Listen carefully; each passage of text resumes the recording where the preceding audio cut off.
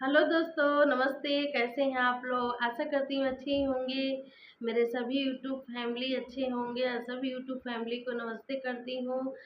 और मैं संगीता मिश्रा दिल्ली से। आज मैं आप लोग को सुनाने वाली हूँ चुटकुला लचारी गीत। आप लोग सुनिए। अगर आप लोग को अच्छा लगे तो अपना आशीर्वाद प्यार ज़रूर दीजिएगा। मैं हाथ जोड़ के आप लोग से रिक्वेस्ट करती हूँ कि आप लोग अपना आशीर्वाद ज़रूर दीजिए। मेरे चैनल को आगे बढ़ाइए, सपोर्ट करिए मेरा।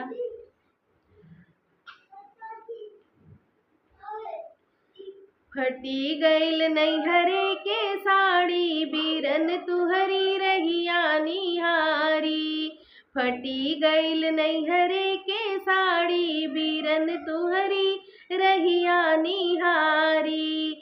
ससुरे में सास हमें नीको न लागे, ससुरे में सास हमें नीको न लागे।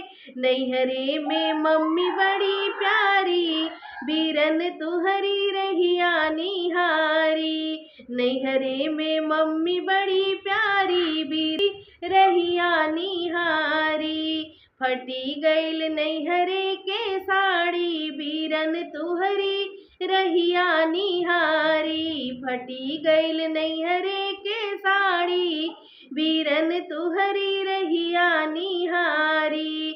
ससुरे में जेठानी हमें नीको न लागे, ससुरे में जेठानी हमें नीको न लागे। नैहरे में भाभी बड़ी प्यारी, बीरन तुहरी रहिया निहारी। नैहरे में भाभी बड़ी प्यारी, बीरन तुहरी रहिया निहारी। फटी गईल नैहरे के साड़ी, बीरन तुहरी रहिया निहारी। फटी गईल नैहरे के साड़ी, बीरन तुहरी रहिया निहारी। ससुरे में ननद हमें नीको न लागे, ससुरे में ननद हमें नीको न लागे। नैहरे में बीरन बड़ी प्यारी, बीरन तुहरी रहिया निहारी। नैहरे में बहिनी बड़ी प्यारी, बीरन तुहरी रहिया निहारी।